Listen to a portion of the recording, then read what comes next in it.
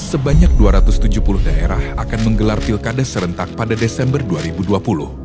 Sebagian besar di antaranya memiliki segudang masalah.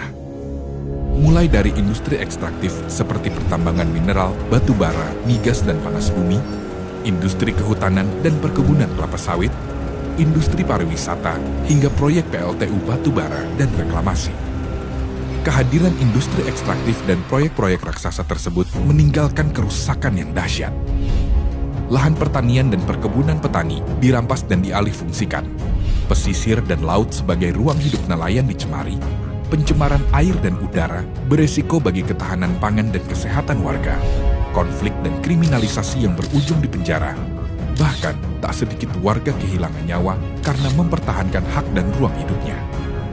Seluruh daya rusak, ancaman dan resiko bagi lingkungan dan warga kampung tersebut berpotensi semakin parah dengan disahkannya UU Minerba dan UU Cipta Kerja oleh pemerintah dan DPR RI.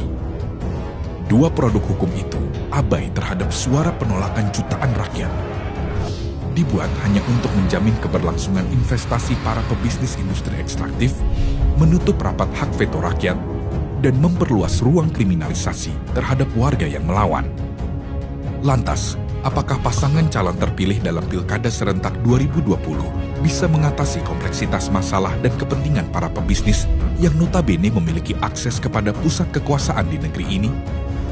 Di tengah sejumlah kewenangan strategis daerah yang sudah diamputasi melalui UU Minerba dan UU Cipta Kerja, berikut kekuasaan elit dan partai politik nasional yang memegang kendali atas daerah, mulai dari siapa yang diusung untuk berkontestasi dan jenis kebijakan apa yang harus diterapkan setelah terpilih, tampaknya akan menemukan jalan buntu.